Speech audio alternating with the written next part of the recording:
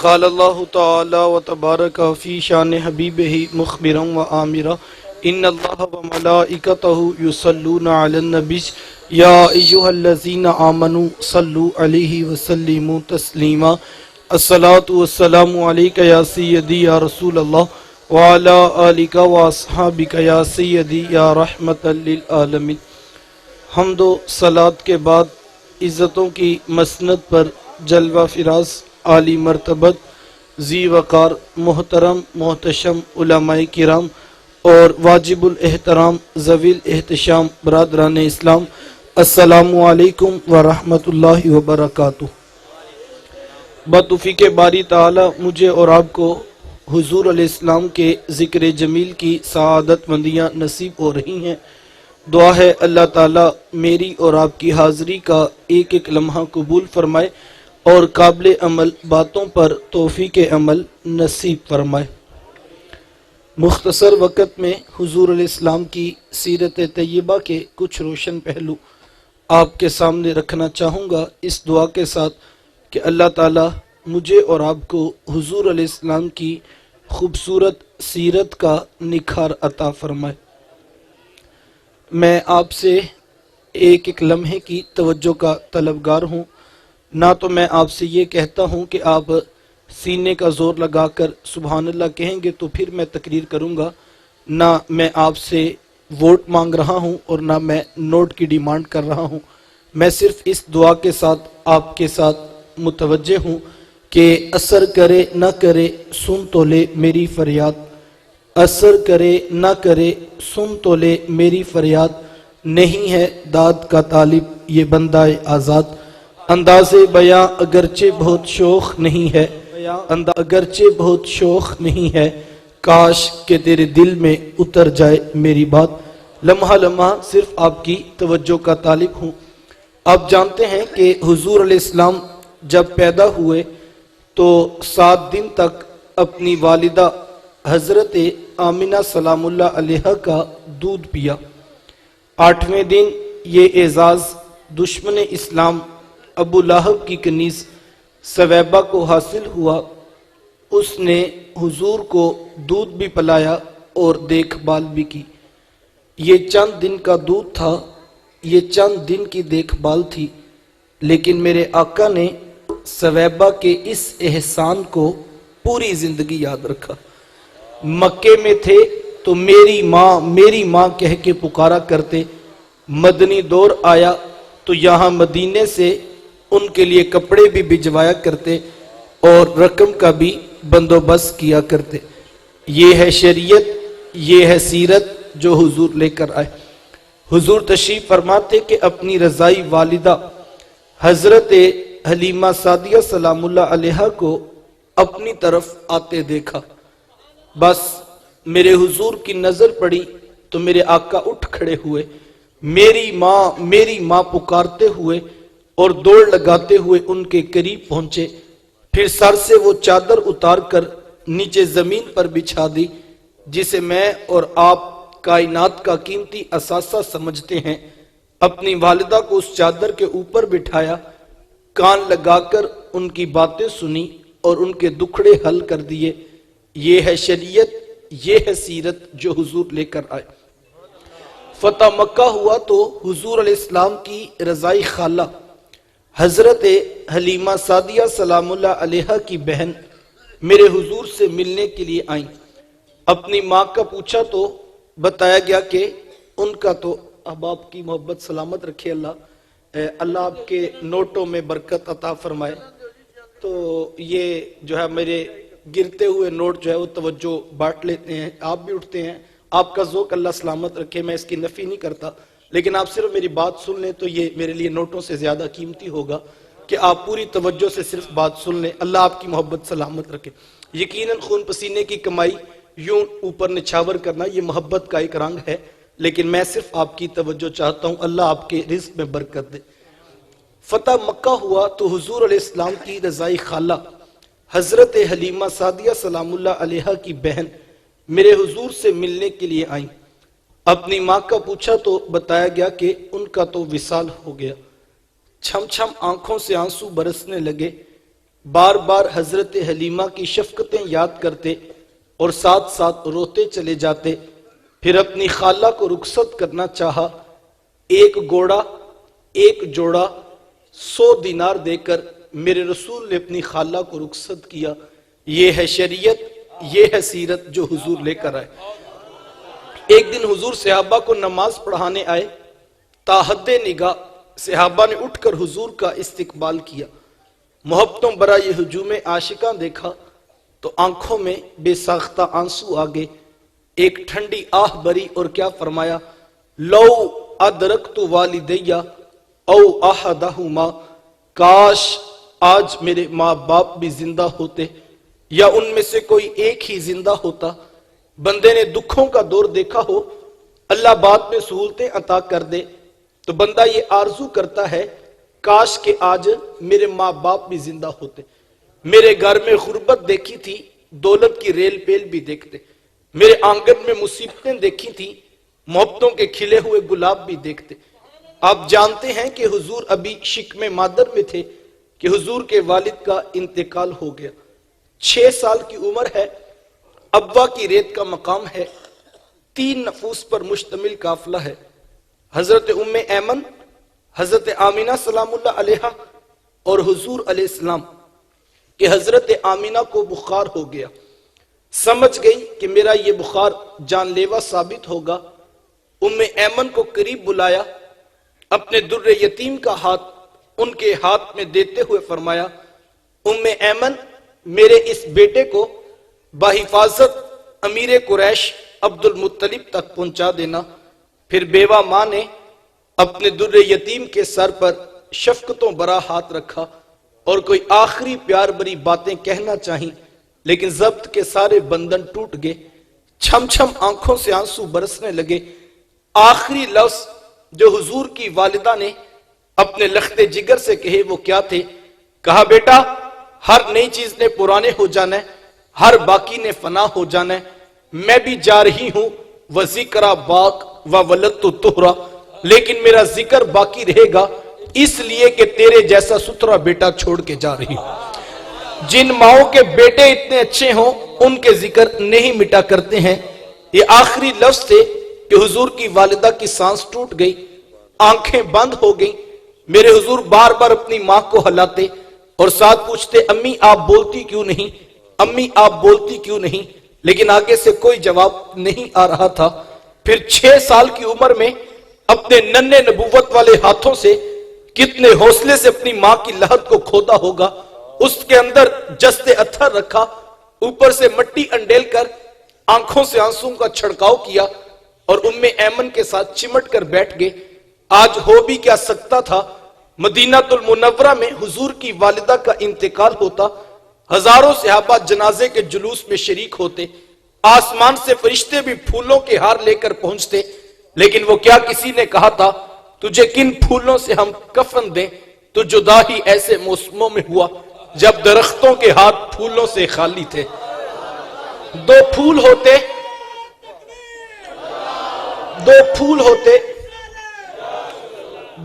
ہوتے میرے حضور اپنی ماں کی قبر پہ رکھ کر اپنے دل کو تسلی دے لیتے، پھر کتنے حوصلے سے ماں کی لحد کو چھوڑا ہوگا، بار بار پلٹ کر دیکھتے۔ پھر 8 سال کی عمر ہوئی تھی کہ امیر قریش عبد المطلب کا جنازہ اٹھا، پورا مکہ امٹ کے آ گیا، لوگ آگے بڑھ بڑھ کر جنازے کی چارپائی کو کندھا دے رہے تھے، لیکن ایک 8 سال کا بچہ تھا جو کبھی اس دیوار سے لگ کے روتا تھا، جو کبھی اس دیوار سے لگ کے روتا تھا۔ پھر شاب ابی طالب کی گھاٹی بھی آئی، طائف کے بازاروں میں پتھر بھی مارے گئے، گندی اوجریاں جس میں اتھر پہ ڈالی گئی، ایک بدبخت گلے میں کپڑا ڈال کر تاؤ بھی دیتا رہا، لیکن آج محبتوں کا ہجوم عاشقاں ہے۔ میرے رسول نماز پڑھانے کے لیے تشریف فرما ہوئے، صحابہ نے اٹھ کر حضور کا استقبال کیا، محبتوں برا یہ ہجوم عاشقاں دیکھا تو آنکھوں میں آنسو آگے، ایک ٹھنڈی آہ بری اور کیا فرمایا، لو ادرکت والدیہ او احدہما، کاش آج میرے ماں باپ بھی زندہ ہوتے یا ان میں سے کوئی ایک ہی زندہ ہوتا، پھر میں لوگوں کو نماز عشاء پڑھا رہا ہوتا، اس میں سورہ فاتحہ کی تلاوت کر رہا ہوتا، پھر میری ماں کو میرے ساتھ کوئی کام یاد آ جاتا، وہ دروازے پہ آتی، چلمن سرکاتی، اپنے میٹھے اور پیار بھرے لہجے میں فرماتی، ابنی محمد، میرے بیٹے محمد میری بات تو سنو۔ کہا لوگوں میں نماز کا مصلی چھوڑ کر پہلے ماں کی بات کو سن لیتا۔ زمانے کو عملی طور پہ بتایا کہ ماں کا وجود کتنا معتبر ہوتا ہے، ماں باپ کیا ہوتے ہیں، یہ زمانے کو میرے حضور نے بتلایا۔ حضور تشریف فرماتے، صحابہ بیٹھے تھے، ایک نوجوان حاضر خدمت ہوا، آ کے عرض کرتا ہے حضور میں جہاد پہ جانا چاہتا ہوں۔ میرے آقا پوچھتے ہیں احی والدہ کا، کیا تیرے ماں باپ زندہ ہیں؟ قال نعم، جی حضور زندہ ہیں۔ قال ففیہما فجاہد، فرمایا جاؤ ان کی خدمت کرو، یہ تمہارا جہاد ہے۔ ماں تڑپ رہی ہو، بیٹا جہادی تنظیم کے ساتھ جہاد کرتا پھرے، اللہ کی قسم عرش کا رحمان ناراض ہے۔ باپ کو ضرورت ہے بیٹے کی اور بیٹا تبلیغی گشت پہ نکلا ہوا ہے، اللہ کی قسم عرش کا رحمان ناراض ہے۔ ماں باپ بیماری میں تڑپ رہے ہیں، وہ فالج میں گرے ہیں اور بیٹے پیر کی چوکھٹ پہ جھاڑو دیتے پھرتے ہیں، اللہ کی قسم عرش کا رحمان ناراض ہے۔ یہ آج کے 2 نمبر اور ڈبے پیر تو حیثیت کیا رکھتے ہیں؟ اگر کوئی شخص ماں باپ کو تڑپتا چھوڑ کر حضور غوث اعظم رضی اللہ تعالی عنہ سے بھی فیض لینا چاہے تو اسے کچھ نہیں مل سکتا۔ یار پہلی مرشد تو ماں ہے، سب سے بڑا پیر تو تیرے گھر تیرا باپ بیٹھا ہے، ان کی خدمت کر، یہ تیرے لیے جہاد جیسا افضل عمل ہے۔ اور یہ میں نہیں کہہ رہا، یہ اللہ کے رسول فرما رہے ہیں۔ لیکن آج ہم معاشرے کا محاسبہ تو کریں، کوئی تحریک کے پیچھے بھاگ رہا ہے، کوئی تنظیم کو بچانے نکلا ہے، کوئی پیر کی چوکھٹ مل کے بیٹھا ہے، کوئی انقلاب میں حصہ ڈالنے جا رہا ہے، کوئی یاروں کی ٹولیاں بات کرتا پھرتا ہے، کوئی کرکٹ کے میدانوں کا کپتان بن رہا ہے۔ اگر تو ماں باپ اجازت دیتے ہیں، دیگر بھائی ان کی خدمت کے لیے موجود ہیں، تو یہ ایک الگ بات ہے، ورنہ ماں باپ کو تڑپتا چھوڑ دے اور یہ خیال کرتا پھر میرے لیڈر سے مجھے کچھ ملے گا، کسی چوکھٹ سے کچھ نہیں ملے گا جب تک ساتھ میں ماں باپ راضی نہیں ہوں گے۔ یار یہ کیسا ستم ہے، 60 سال کا بوڑھا باپ صبح کے وقت اٹھ کر جوان بیٹے کی منت کرتا ہے اور کہتا ہے بیٹا آج دکان پہ رش زیادہ ہے، گاہکوں کی بھی بھیڑ ہے اور میری طبیعت کچھ ٹھیک نہیں، تو تم ذرا دکان پر وقت زیادہ دینا۔ تو نوجوان آگے سے کیا کہتا ہے؟ کوئی جیتا ہے تو جیے، کوئی مرتا ہے تو مرے، میں نے جمعرات کو دربار پہ ضرور جانا۔ یہ دین کس نے سکھایا؟ یہ اللہ کے رسول کی تعلیمات تو نہیں ہے یار، حضور کی تربیت، حضور کا دین، میرے رسول کی شریعت تو حضرت اویس کرنی رضی اللہ تعالیٰ عنہ کو یمن چھوڑنے نہیں دیتی ہے، کسی پیر سے ملنے نہیں جانا تھا حضور والا، نبیوں کے امام کی چوکھٹ پہ حاضر ہونا ہے، لیکن حاضر خدمت نہیں ہوتے ہیں۔ ایک دن ماں سے اجازت لی اور در رسالت پہ حاضری کا شرف پایا اور آ کر پوچھا میرے محبوب کدھر ہیں؟ تو بتایا گیا وہ تو کسی سفر پر تشریف لے گئے ہیں۔ حضرت اویس کرنی رضی اللہ تعالیٰ عنہ انہی قدموں پہ واپس پلٹ جاتے ہیں۔ کیوں؟ اس لیے کہ وہ جانتے ہیں کہ جس رسول سے عشق کا دعوے دار ہوں انہی کے کہنے پہ ماں کی خدمت کر رہا ہوں، اور یہ ہو نہیں سکتا کہ میں حضور سے پیار کرتے ہوئے اپنے رسول کی شریعت کی تعلیمات پہ عمل کروں تو میرے حضور میرے حالات سے کبھی بے خبر نہیں ہوں گے۔ اور حقیقت بھی ایسے ہی تھی۔ اگر حضرت اویس کرنی رضی اللہ تعالیٰ عنہ یمن میں بیٹھ کے تڑپ رہے تھے تو مدینے کا حال بھی کچھ مختلف نہیں تھا۔ میرے آقا یمن کی طرف رخ نور کرتے ہیں، اپنی قبا کے بٹن کھولتے ہیں اور ٹھنڈی ٹھنڈی سانسیں بھرتے ہیں اور فرماتے لوگوں مجھے یمن سے یار کی خوشبو آتی ہے۔ کوئی پاس بیٹھا تھا، کہا حضور اتنا پیار کرتا ہے کہ بیٹھا یمن میں اور آپ کو یہاں خوشبو آ رہی ہے؟ کہا ہاں وہ میرے سے بڑا پیار کرتا ہے۔ کہا حضور اگر اتنا پیار کرتا ہے تو پھر ملنے کیوں نہیں آیا؟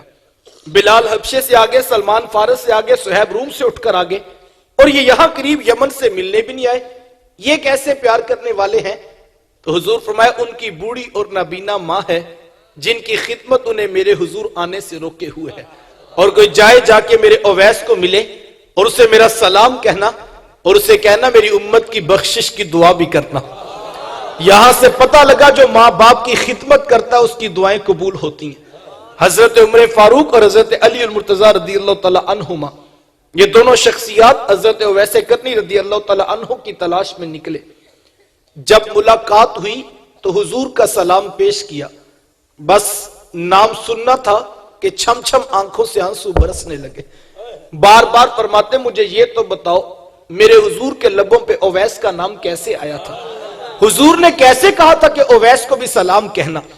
آنکھوں میں آنسو، بدن پہ کپ کپی کی کیفیات دیکھی تو کہا جناب جن کا نام سن کے تڑپ رہے ہیں ان سے ملنے کے لیے کیوں نہیں آئے؟ تو حضرت اویس کرنی رضی اللہ تعالی عنہ نے بات کا رخ پلٹا، کہا تم نے میرے رسول کو دیکھا ہے؟ کہا ہم نے تو صبح و شام دیکھا ہے۔ کہا اچھا پھر تم بتاؤ میرے حضور کے یہ ابرو جڑے ہوئے تھے یا کھلے ہوئے تھے؟ یہ ایک دوسرے کی طرف دیکھنے لگے۔ کہا تم نے تو دیکھا ہے، میں نے تو دیکھا نہیں۔ کہا حضرت آپ ارشاد فرمائیں۔ کہا کوئی دور سے دیکھتا اسے جڑے ہوئے نظر آتے، کوئی نیڑے آ کے دیکھتا اسے کھلے ہوئے نظر آتے۔ پتہ لگا حضرت اویس کرنی رضی اللہ تعالیٰ عنہ حضور کو نیڑے بیٹھ کر بھی دیکھتے تھے، یمن میں ماں کے قدموں میں بیٹھ کر بھی دیکھتے تھے۔ وہ جہاں بھی تھے نگاہ رسول میں تھے، وہ دل رسول میں تڑپا کرتے تھے۔ ماں باپ کی خدمت اتنا بڑا وظیفہ ہے، اللہ اکبر۔ وہ آپ نے علماء سے روایت سنی ہے کہ حضرت موسیٰ علیہ السلام نے پوچھا تھا کہ مالک میرا جنت کا ساتھی کون ہے؟ تو کہا موسیٰ فلاں بازار میں چلے جائیے، وہاں پر ایک قصاب ہے، گوشت کاٹ کے لوگوں کو بیچتا ہے، وہ تمہارا جنت کا ساتھی ہے۔ حضرت موسیٰ علیہ السلام چلے گئے کہ جا کے دیکھوں تو صحیح آخر وہ کون سے وظیفے پڑھتا ہے کہ جنتوں میں موسیٰ علیہ السلام کے ساتھ کھڑا کیا جائے گا۔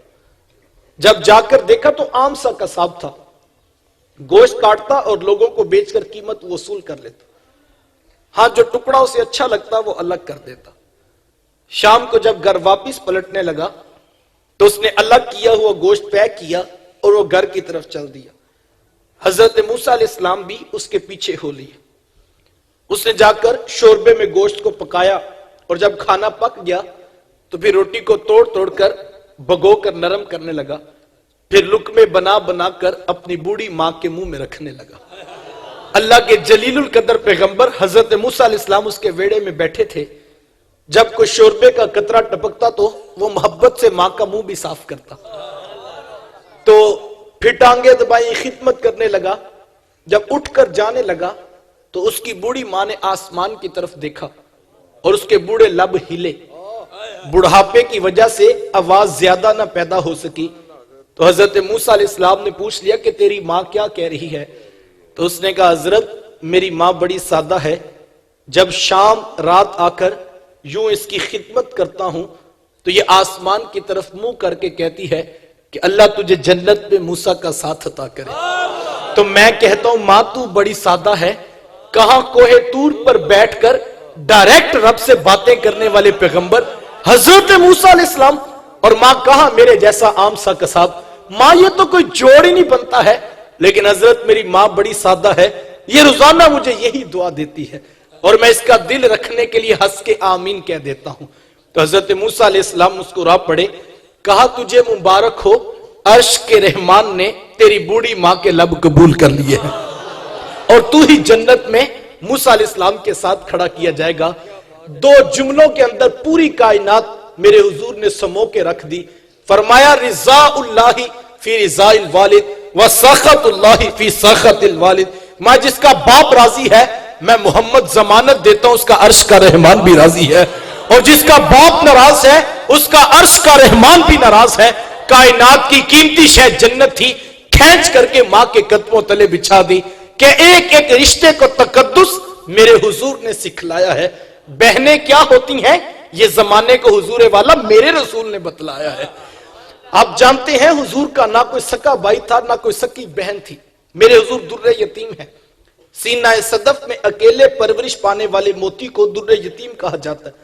حضور بطن آمنہ میں اکیلے پرورش پائی ہے، لیکن جب رضاعت کا شرف عطا کرتے ہوئے میرے حضور حضرت حلیمہ سعدیہ سلام اللہ علیہا کے ہاں تشریف لے گئے تو ان کی ایک بیٹی تھی جن کا نام شیمہ یا شیمہ بتایا جاتا ہے۔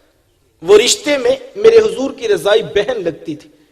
قبیلہ بنو سعد کے رواج کے مطابق شام کو جب مائیں کھانا پکانے لگتی تو بہنیں اپنے بھائی گود میں اٹھا کر باہر کھلے میدان میں آ جایا کرتی۔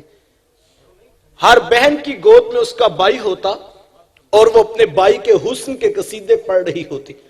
اگر کسی کے بھائی کا رنگ کالا ہوتا تو وہ کہتی رنگ کالا ہے تو کیا ہوا، میرے بھائی کے نقوش دیکھو کتنے خوبصورت ہیں، اس کی اٹھی ہوئی ناک، اس کی جیل جیسی خوبصورت آنکھیں، اس کے خوبصورت پتلے لب تو دیکھو کتنے پیارے ہیں، تو وہ نقوش کو معیار حسن قرار دیتی۔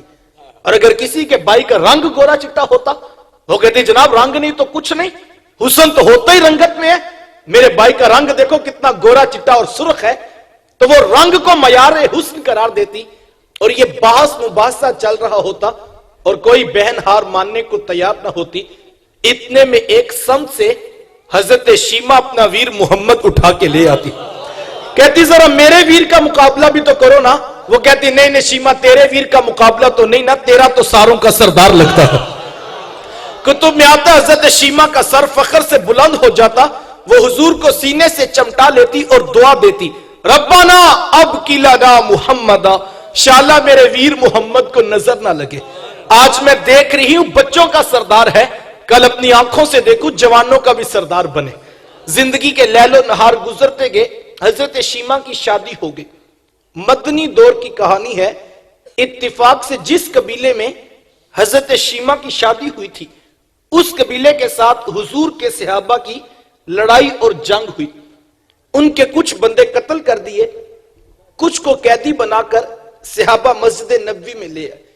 عرب کے رواج کے مطابق قیدیوں کو چھڑانے کے لیے قوم کے سردار فدیہ اور فنڈ اکٹھا کرنے کے لیے نکلے، ہر دروازے پہ دستک دیتے اور فنڈ مانگتے، چلتے چلتے حضرت شیمہ کے دروازے پہ پہنچ گئے، دستک دی تو پوچھا کون، کہا قبیلے کے سردار ہیں، فنڈ اکٹھا کر رہے ہیں، تم بھی اپنا حصہ ڈالو۔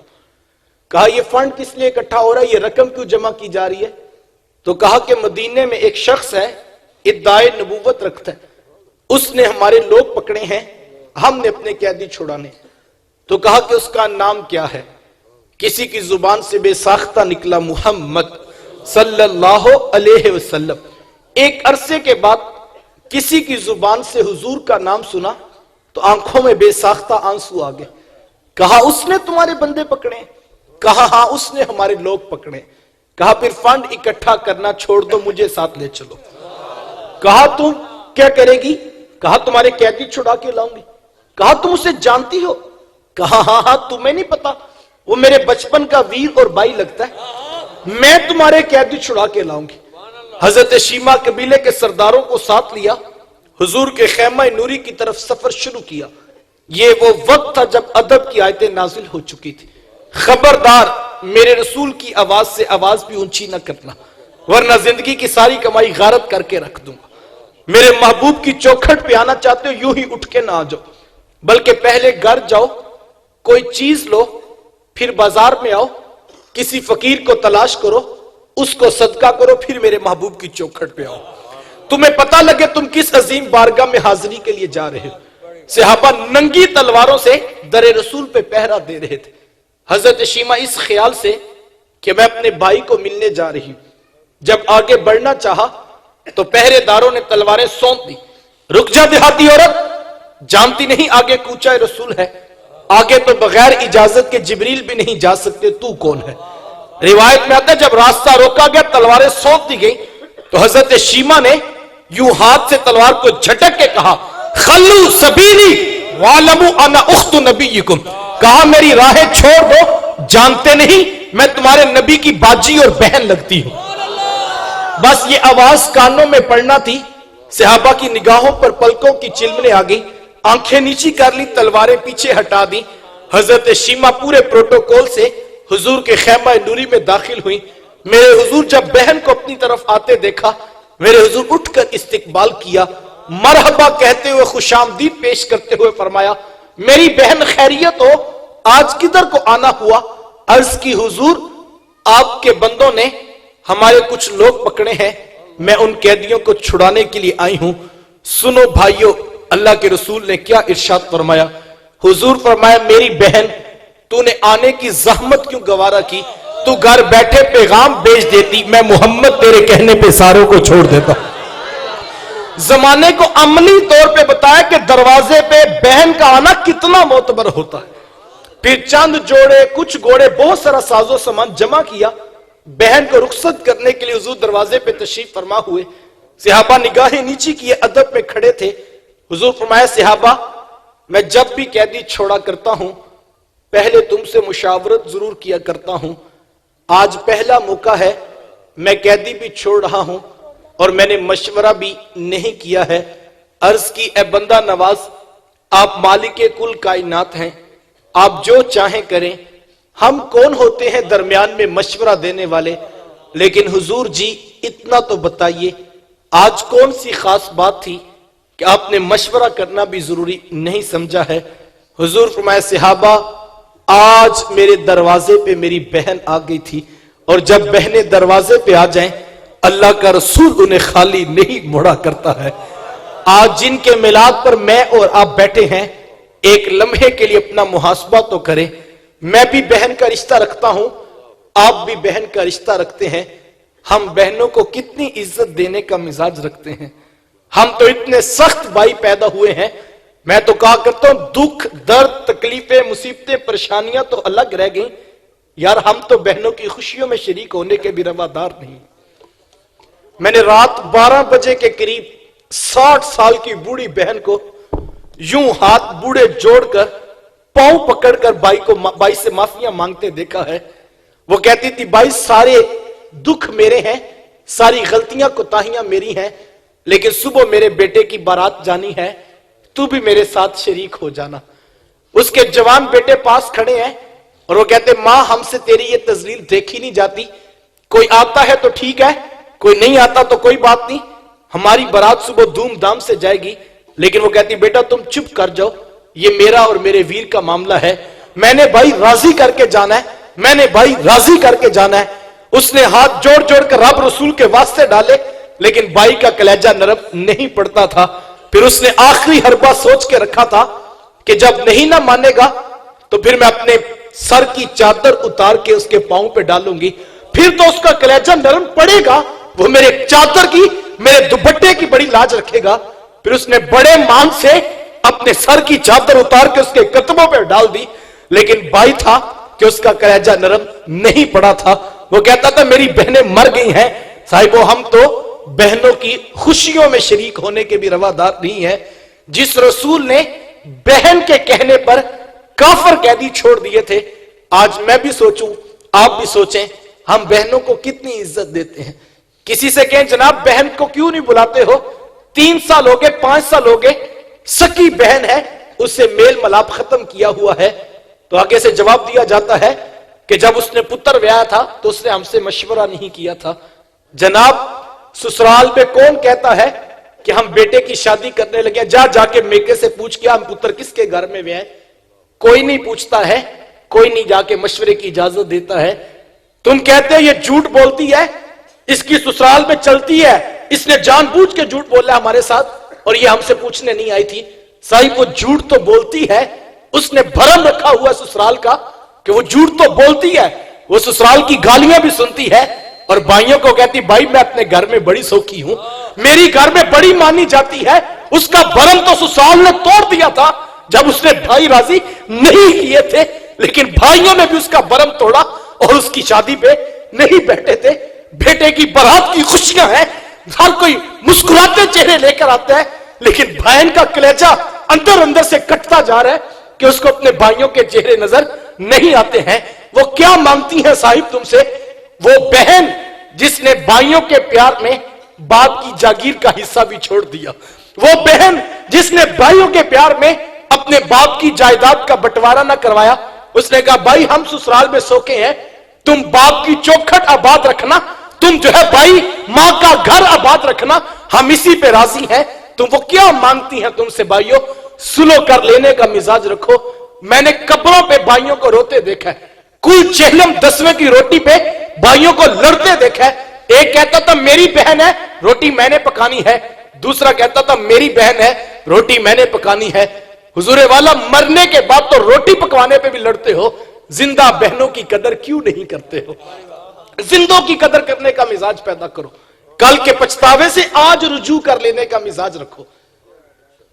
कितना दर्द भरा अंदाज है ये मेरे माशरे का कि आज बहनें रुसवा हो गई, بیٹیاں کیا ہوتی ہیں یہ زمانے کو میرے رسول نے بتلایا. آپ تاریخ عرب اٹھائیں، جب کسی کے گھر بیٹی پیدا ہوتی تو اس کا منہ شرم سے کالا ہو جاتا. عزت اور آبرو بچانے کا ایک ہی راستہ ہوتا، وہ ماں کی ممتا بری گود سے پھول جیسی بیٹی کو چھینتا، گڑا کھود کے دھکا دیتا اور اوپر سے مٹی انڈیل دیتا. اگر کوئی اتنا سفاک تھا، اتنا ظالم تھا، تو وہ اس قابل تھا کہ معاشرے میں سر اٹھا کے جی سکتا ہے. اور اگر کسی کے ہاتھوں میں اتنی سکت نہیں ہے تو وہ اس قابل نہیں کہ وہ معاشرے میں عزت کے ساتھ جی سکے. جس دور میں بیٹی کو ذبح کیا جا رہا تھا، میرے حضور اس دور میں کلمہ حق بلند کیا. حضور میں بیٹیوں کو زندہ درگور کرنے والوں سن لو، فاطمہ تو بدھا تو منی، میری فاطمہ تو میرے جگر کا ٹکڑا ہے. یہ کلمہ محبت بھی ہے، یہ کلمہ جہاد بھی ہے. آج میں اور آپ اپنی بہن یا بیٹی کے لیے کوئی پیار بری بات کہیں تو یہ بہت بڑی بات نہیں ہے. آج بیٹی کی عزت ہے، آج بہن کا وقار ہے. یوں ہی تو نہیں بوڑھا باپ اپنی جھکی ہوئی کمر پہ بوریاں لاد لاد کے مزدوری کر رہا ہے کہ میں نے بیٹی کے ہاتھ عزت سے پیلے کر کے رخصت کرنا ہے. جوان سال بائی فیکٹری میں اوور ٹائم لگا رہا ہے، 3 ٹیوشنیں شہر میں پڑھا کر بہن کے جہیز کی ایک ایک چیز خرید رہا ہے کہ میں نے بہن کو عزت سے رخصت کرنا ہے. یار یہ باپ تو ذبح کرتا تھا، یہ بھائی تو زندہ درگور کرتا تھا، اس کے سینے میں اتنا کوٹ کوٹ کر پیار کس نے بھر دیا؟ جواب ایک ہی ملے گا، یہ فیض ہے میلاد والے آقا کا، جنہوں نے کٹتی بچیوں کو عزت کی دہلیز پہ کھڑا کر دیا. ایک دن حضور گھر تشریف لائے تو ام المومنین حضرت عائشہ صدیقہ رضی اللہ تعالی عنہ عرض کرتی ہیں، حضور آج بڑا عجیب ماجرا ہوا. تو حضور میں عائشہ آج کیا ہوا؟ عرض کی حضور ایک حبشیہ نیات عورت آئی اور اس نے آ کر دروازے پہ صدا لگائی. میں نے گھر میں تلاش کیا کہ اسے دینے کے لیے کچھ مل جائے، تو تلاشے بسیار کے بعد صرف ایک خشک کھجور مجھے ملی. تو میں نے وہی اسے صدقہ کر دیا کہ نبی کی چوکھٹ ہے اور سائل خالی نہ پلٹے. حضور اس نے اس کھجور کے 2 ٹکڑے کیے، ایک دائیں جانب والی بیٹی کے منہ میں ڈال دیا، ایک بائیں جانب والی بیٹی کے منہ میں ڈال دیا. حضور وہ خود بھی بھوکی تھی، اس کا پیٹ کمر سے لگا تھا، لیکن اس نے خود کچھ نہیں کھایا، سب کچھ اپنی بچیوں کو کھلا دیا. یہ کہتے کہتے ام المومنین آپ دیدہ ہو گئی، آنکھوں سے آنسو جاری ہو گئے. میرے حضور فرمایا اے عائشہ سنو، اگر کل قیامت کے دن ان بچیوں کی ماں کو جہنم میں جانے کا حکم ہو گیا تو یہ بیٹیاں درمیان میں آڑ بن کے کھڑی ہو جائیں گی. مالک ہم تو اپنی ماں کو جہنم میں نہیں جانے دیں گی، اللہ ان بچیوں کی سفارش قبول کر کے ان کی ماں کو جنت کی راحت عطا کر دے گا. کہاں بیٹیاں باعث شرم سمجھی جاتی تھی، کہاں دخول جنت کا سبب قرار پائی. لیکن آج میرے معاشرے میں بیٹی کا وجود پھر سے بوجھ بنتا چلا جا رہا ہے. آج یہ الٹرا ساؤنڈ کی مشین کا اللہ ستیہ ناس کرے، پہلے سے دیکھ کر کے اگر بہو کے پیٹ میں بیٹی کا حمل ہو تو اس کو ضائع کروا دیا جاتا ہے. یہ زمانہ جاہلیت کا قتل ہے جو دوبارہ معاشرے میں عروج پکڑا ہے. اور جس بہو کے پاس صرف بیٹیاں ہوں، سسرال میں اس بہو کی کوئی عزت نہیں ہوتی ہے. جس کے پاس صرف بیٹے ہو، ہر کوئی اسی کے گیت گاتا ہے کہ میرے پتر کی نسل قائم رہے گی. آج تانے دیے جاتے ہیں بیٹیوں والوں کو.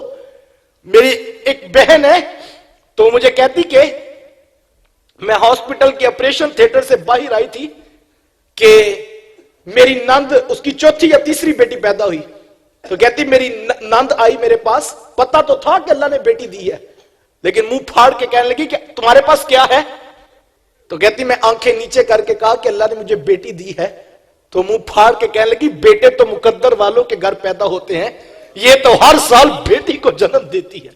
صحیح وہ کہاں سے لائے بیٹے، وہ کہاں سے لائے بیٹوں کے مقدر؟ یہ تو رب قرآن میں کہتا ہے ہم جسے چاہتے ہیں بیٹے عطا کرتے ہیں، جسے چاہتے ہیں بیٹیاں عطا کرتے ہیں، جسے چاہتے ہیں دونوں عطا کرتے ہیں، اور جسے چاہتے ہیں کچھ بھی عطا نہیں کرتے ہیں. بہو جو بیٹیوں والی ہے اس کے سر پہ بھی شفقت کا ہاتھ رکھو. اس کے بس میں ہوتا وہ تمہیں بیٹے ہی لا کے دیتی، لیکن اس کے ساتھ زیادتی نہ کرو، اس کے ساتھ ظلم نہ کرو، اس کی بھی اتنی قدر کرو. بلکہ میں کہتا ہوں اس کو زیادہ محبت دو کہ اس کے دل میں یہ خیال نہ آئے کہ میرے پاس بیٹا ہوتا تو میری بھی معاشرے میں قدر کی جاتی. ایک ایک رشتے کو تقدس میرے حضور نے دیا. جب بیٹی ذبح ہو رہی تھی، بہن زندہ درگور کی جا رہی تھی، मां मंडियों के अंदर बेची जा रही थी, उस दौर में बीवी की क्या हैसियत होगी। जबकि आज के तहजीब याफ्ता दौर में भी कुछ लोग बीवी को पांव का जूता ख्याल करते। यह जमाना जाहलियत की कहानी है। मेरे हुजूर अज़वाजे मुत्तहरात को जो मोहब्बतों बड़ी दास्तान ने रकम की हैं, जमाना उनकी मिसाल नहीं ला सकता।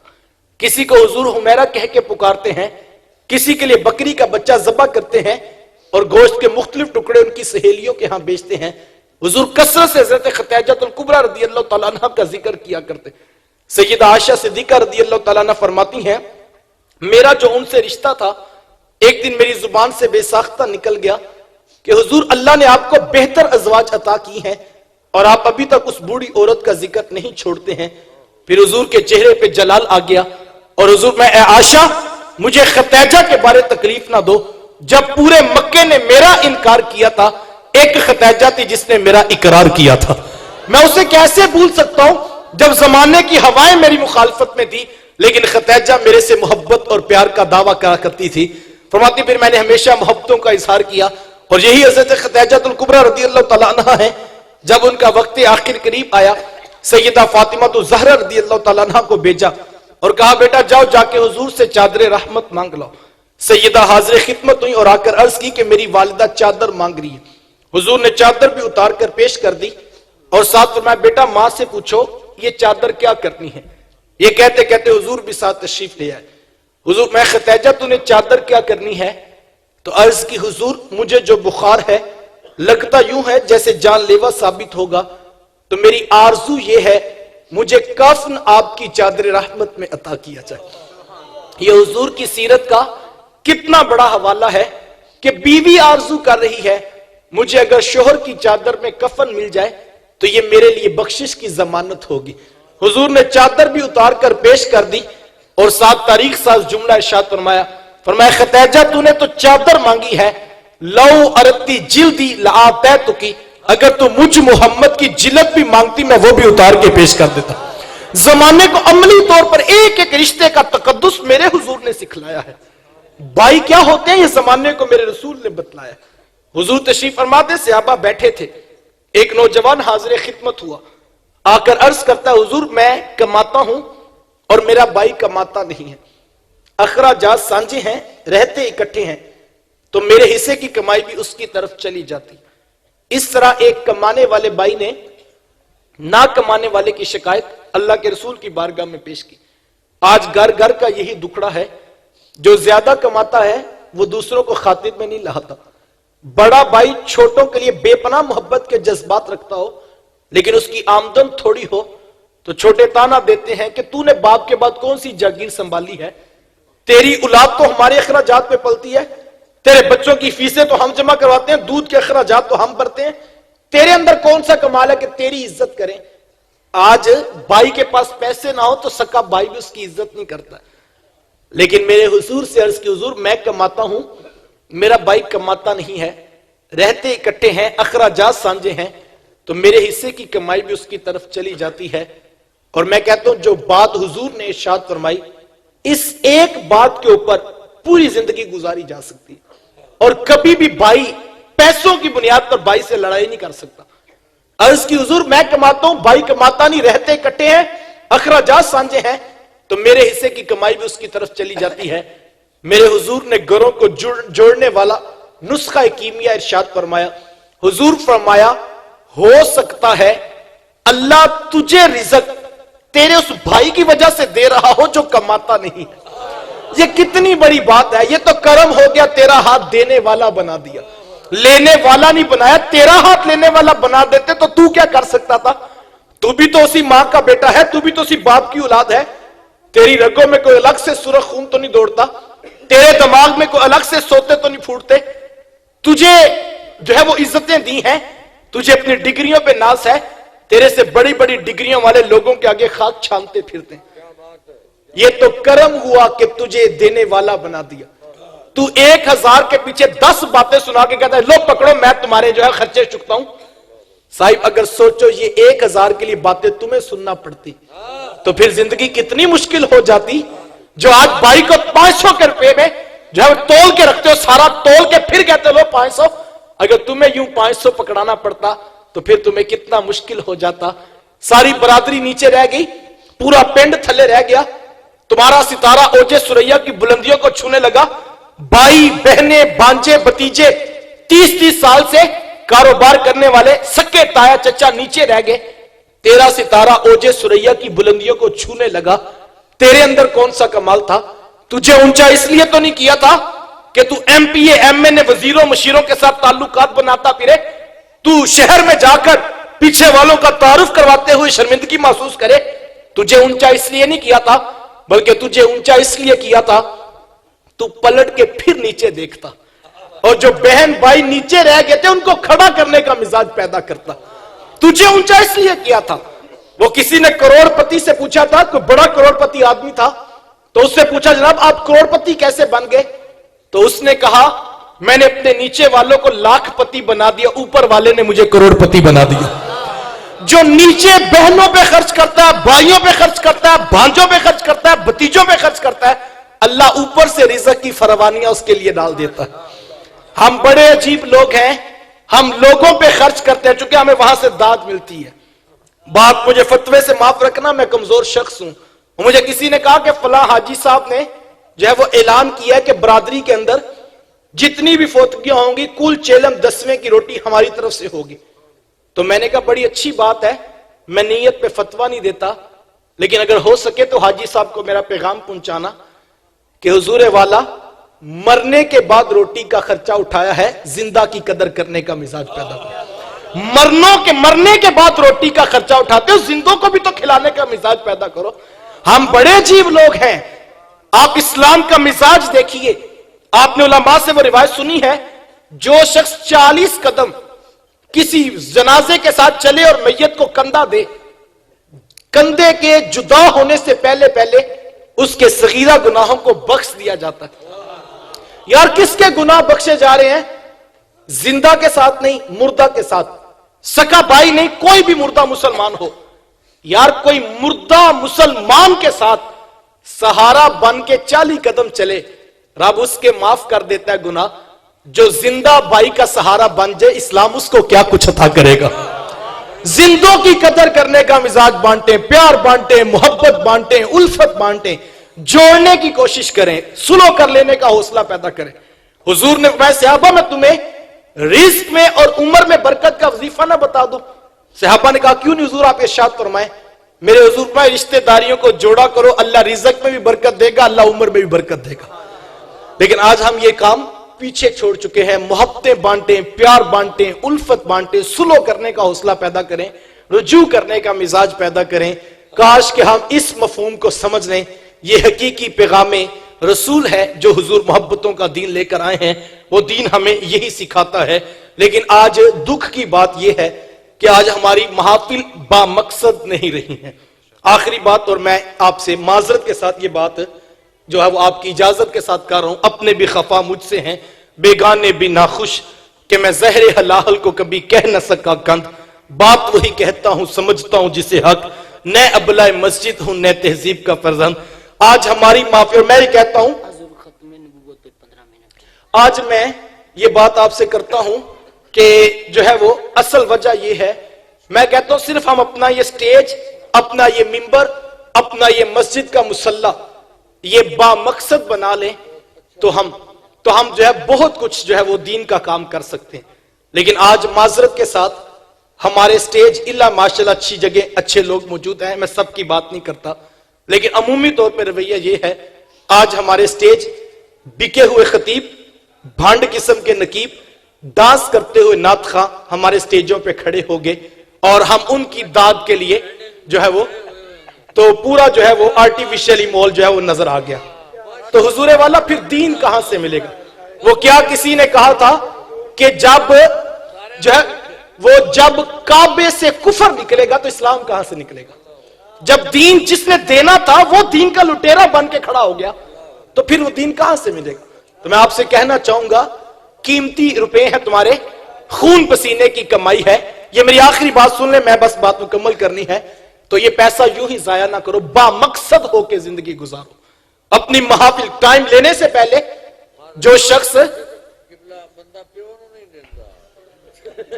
تو جو ہے وہ جو حالت یہ بنی پڑی ہے کہ جو ہے وہ آج لفظ بھی بکتے ہیں، قرآن کی آیتوں کا بھی ریٹ ہوتا ہے. تم جو ہے وہ سریلی تقریر سننا چاہتے ہو تو تمہیں چیک اتنا ڈالنا پڑے گا، اور حدیث کے ساتھ عربی عبارت اور گلے کا زور بھی چاہیے تو تمہیں چیک بڑا ڈالنا پڑے گا. یہ آج حالات بنتے چلے جا رہے ہیں. ایک زمانہ تو بچپن میں ہم کرکٹ کا میچ ٹی وی پہ دیکھتے تھے تو والد صاحب غصے ہوا کرتے تھے اور کہتے کہ بیٹا یہ نہ دیکھا کرو، میچ فکس ہوئے ہوتے ہیں، یہ کھلاڑی بکے ہوتے ہیں اور وقت نہ ضائع کیا کرو. بچے ہوتے تھے، خیر نہیں تھا پتا، تو میں نے بچپن میں یہ تو سنا تھا کہ میچ فکس ہوتے ہیں، کھلاڑی بکتے ہیں، لیکن اللہ کی قسم کبھی نہیں سوچا تھا کہ نعت رسول پڑھنے والا بھی بکے گا، حدیث اور قرآن کا سبق سنانے والے کا بھی ریٹ طے ہوگا، یہ کبھی نہیں سوچا تھا. لیکن آج ہم یہ بھی ہوتا ہوا دیکھ رہے ہیں. میں یہ کہتا ہوں، مجھے بتاؤ یار، کسی سیاسی کارکن کو پتا لگ جائے نا کہ میرا لیڈر بکا ہوا ہے تو وہ ناراض ہو کے چلا جاتا ہے. لوگ اس کو منانے جاتے ہیں کہ یار کوئی بات نہیں، آ جاؤ نا، تمہیں وضاحت دیتے ہیں. تو کہ اس کے اندر غیرت ہو صحیح صرف، تو وہ کہتا ہے یار بکے ہوئے کے پیچھے کیا چلنا. جب پتا جو لگ گیا بکا ہوا ہے تو میں کہنا چاہوں گا حضور والا، بکا ہوا جو ہے وہ لیڈر دنیا پہ نہیں چلتا ہے. کیا خیال ہے بکا ہوا خطیب حشر کے میدان میں کام آئے گا؟ دھوکہ نہ دو، آنکھیں کھول کے جیو، جو کرنے کے کام ہے ادھر کھڑے ہو. ہمارے مدارس اجڑ گئے، ہمارے علم اور علماء کی تعلیمی درسگاہیں ویران پڑی ہیں. کوئی نہ دین سیکھنے کے لیے روادار ہے، نہ کوئی قرآن پڑھنے کے لیے سکھانے کے لیے روادار ہے. تو وجہ کیا ہے؟ ہم کس جگہ پہ کھڑے؟ یہ میں پچھلے دنوں میں فیصلہ آباد گیا، میں نے ہر درس میں یہ بات سنائی ہے، اور اس کا مقصد یہ کاش کہ ہم سوچیں کہ ہمیں کرنا کیا ہے اور ہم کھڑے کدھر ہیں. تو فجر کی نماز ہوئی تو اس کے بعد صفوں کے اندر 100-125 کے قریب بچے پھٹیوں پہ حضرت آ کے بیٹھ گئے. تو بڑی خوشی ہوئی کہ اتنے بچے قرآن پڑھنے کے لیے آگے. لیکن ابھی میں اندر جا کے کمرے میں بیٹھا تھا کہ وہ قاری صاحب بھی آدھے گھنٹے کے بعد ساتھ آگے. تو میں نے کہا حضور وہ بچوں کا سبق سن لیا؟ تو کہنے لگے جی ہوگی کلاس. تو میں نے کہا کہ اتنی جلدی 30 منٹ میں 100-125 بچے کا سبق سن کے آپ نے چھٹی بھی کروا دی؟ ایک بچے کے حصے میں 30 سیکنڈ بھی پورے نہیں آئے تو کیا اس نے سیکھا ہوگا؟ پچھلا سبق سنانا بھی تھا، آگے پڑھنا بھی تھا. تو میں نے کہا کتنا ہی اچھا ہوتا آپ 2 حفاظ اور ساتھ ایڈ کر لیتے، کوئی 30 کی کلاس بنا کر جو ہے وہ ہم بچوں کا سبق تو اچھی طرح سن لیتے. کیونکہ ہم وقت تو نہیں نہ دیتے، ادھر مائیں بھی اسکول والوں کی پہنچ جاتی ہیں کہ بچے نے اسکول جانا اور لیٹ ہو رہا ہے، جلدی سے چھٹی کر دیں. تو حال تو ہمارے ہر طرف سے یہی ہے. تو میں نے کہا کاش آپ 2-3 کلاسیں لگا لیتے. تو قاری صاحب کہتے ہیں مجھے آپ کی بات کی کوئی ناراضگی نہیں ہے، لیکن آپ میرا جواب بھی سن لیجیے. تو میں نے کہا بتائیے آپ کے پاس کیا جواب ہے؟ تو جو انہوں نے بات کہی وہ واقعی ٹھیک تھی. وہ کہنے لگے میں نے کئی بار اپنی مسجد کی انتظامیہ سے کہا ہے کہ زیادہ نہیں، صرف 2000 روپے ماہانہ پر جو ہے وہ میں اپنے کسی شاگرد کی ڈیوٹی لگا دیتا ہوں کہ وہ صبح آ کے میرے ساتھ بچوں کا سبق سن لیا کرے. لیکن ہماری مسجد کی انتظامیہ والے کہتے ہیں کہ ہم الگ سے 2000 کا بندہ افورڈ نہیں کر سکتے. میں نے کہا ہم ٹھیک کہتے ہیں، ہم 2000 پہ ماہانہ قرآن پڑھانے کے لیے افورڈ نہیں کر سکتے، لیکن جاہل قسم کا خطیب بلانا ہو، ملتان سے بلانا پڑے یا پشاور سے بلانا پڑے، پورا پنڈ 60,000 اکٹھا کرنے کے لیے تیار ہے. جس نے پورا مہینہ قرآن پڑھانا ہے اس کے لیے 1 روپیہ دینے کے لیے کوئی روادار نہیں. 2000 کا بندہ افورڈ نہیں کر سکتے. بات تلخ ہے لیکن یہ حقیقت ہے. ہر مسجد والے 5000 کی ایک دیگ 11ویں والے کے نام کی دے سکتے ہیں اور دیتے ہیں. یہ اچھی بات ہے، میں نفی نہیں کرتا، لیکن حضور والا کبھی یہ بھی تو سوچیں 11ویں والے کے مشن کو ہم نے کیا دیا، 11ویں والے کے پیغام کو ہم نے کیا دیا. 4 بندے 500 روپیہ ڈال کر داتا صاحب جا کر چادر چڑھانے کو تو دین کا کام سمجھتے ہیں، لیکن داتا صاحب کے مشن کے لیے کھڑے ہونے کو ہم کام نہیں سمجھتے. داتا صاحب افغانستان چھوڑ کر لاہور اس لیے بات نہیں کیا تھا کہ لوگ آ کے میرے اوپر لاکھوں کی چادریں چڑھا دیں. وہ تو محمد کا دین پھیلانے کے لیے آئے تھے، وہ تو قرآن پھیلانے کے لیے آئے تھے، قرآن کا پیغام سنانے کے لیے آئے تھے. یہی فیض تھا نا کہ جنہوں نے اپنا جو ہے وہ ماڈل گاڑی کا جو ہے تبدیل نہ کرنا ہو وہ دین کا کام ضرور کیا کرتے ہیں. ہم با مقصد ہو کے سوچیں کہ ہمیں کرنا کیا ہے. با مقصد، یہ بھی مجھے ختم نبوت کے حوالے سے کہا گیا، ذہن میں میرے بھی ہے، اور میں یہ بات کہتا ہوں یہ جو حملہ ہوا ہے اور جو حالت بنی کسی سے مخفی نہیں. اگر اس کے پیچھے کی بھی بنیاد کھنگالو گے تو کہانی یہی ملے گی کہ تمہارا اپنا وکیل کمزور تھا، تمہارا اپنا قرآن پڑھنے والا کمزور تھا. تو ہم نے نعت خواں پیدا کی. میں نعت کی نفی نہیں کرتا، नात ईमान के हिस्सा है, नात ईमान की रूह है। लेकिन भाई साहिबो बामकसद होके खड़ा होना होगा, बामकसद होके खड़े हो। और हमें करना क्या है, हमने जाना क्या है, उस पर गौर फिक्र करें। मैं ये कहता हूं हम जो है वो लाखों रुपए लगा के महफिल नात करवाते हैं, महफिल मिलाद करवाते, जरूर करवाएं, बड़ी अच्छी बात है। लेकिन ये शायद हम लाखों रुपया तो साल के बाद लगा लेते हैं, लेकिन हम में से कोई असल जो माल है वो अल्लाह रसूल को नहीं देता है। असल माल अल्लाह रसूल को दो। आप पूछे वो असल माल क्या है, तो मैं आपको ये आखिरी बात मुकम्मल कर रहा हूं। मेरे उस्ताद मुकर्रम के पास 6-7 साल कबल की बात है कि वो फैसलाबाद से कुछ दोस्त आए, तो वो कहने लगे हजरत आपका खिताब तो सुनते ही हैं, लेकिन आपके शागिर्द भी बड़ा खूबसूरत खिताब करते हैं, तो ज्यादा नहीं सिर्फ एक मुबल्लिग आप हमें भी दे देना, हमारे मोहल्ले की मस्जिद का बड़ा मसला है, तो हम बंदे रख रख के थक गए हैं, तो एक मुबल्लिग हमें भी दे दे। तो मेरे शेख फरमाने लगे कि हमारे पास थोड़े से बच्चे हैं, बड़ी पुरानी बात थी इब्तदा की, तो थोड़े से बच्चे हैं, तो हमारे पास तो इतने मुबल्लिग नहीं है, तो आप हर साल आते हैं और यही शिकवा हमसे करते हैं।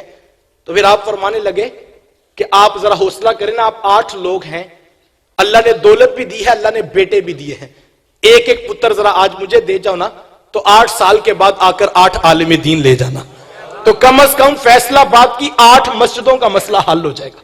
लेकिन हम में से कोई बंदा भी ये काम करने के लिए तैयार नहीं है।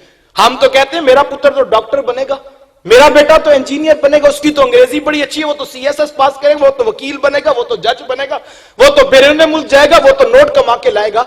मस्जिद का इमाम, कुरान की खिदमत करने वाला, नहीं नहीं ये तो कोई स्टेटस नहीं ना हमारा। वो हम पीछे खड़े होकर तनकीद करेंगे, कारी साहब में ये भी नहीं है, कारी साहब में ये भी नहीं है, मौलवी साहब में ये भी खता है। मैं 100% आपकी बात से मानता हूं, हर बात को मैं कबूल करता हूं, हर मस्जिद का यही रोना, इल्ला माशाल्लाह अच्छे लोग हैं। हर कोई कहता है जी हमारी मस्जिद के इमाम साहब नहीं है, खुतबा सही देने वाले, जुमा पढ़ाने वाले सही नहीं है। मुझे लाहौर में एक बंदे ने बाजू पकड़ लिया और कहने लगे मुझे मसले का जवाब, तो कहने लगा कि ये बताओ कि हमारी मस्जिद के कारी साहब है, मखसूस सूरतें आते हैं, उसी के साथ नमाज पढ़ते हैं, बस और कुछ नहीं है, तो कोई बात नहीं आती, कोई हदीस नहीं आती, ये नहीं आता, वो नहीं आता।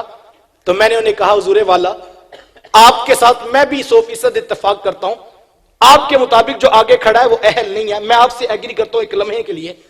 तो मैं आपको खुला चैलेंज देता हूं, पाबंदी किसने लगाई है, आप अपना बेटा तैयार करें ना, तो आप आगे खड़ा कर दें, सादा सा हल है। लेकिन हम में से कोई बंदा ये नहीं करेगा, क्योंकि हमें तो पुत्र डॉक्टर चाहिए, हमें तो पुत्र जज चाहिए, आलिम दीन तो नहीं ना चाहिए। वो तो हम सिर्फ साल के बाद एक नात खानी में बंदे की जरूरत है, वो हम 60,000 का मंगवा लेंगे, जैसा मर्जी बता के चला जाए, क्योंकि वो आपको क्या पता।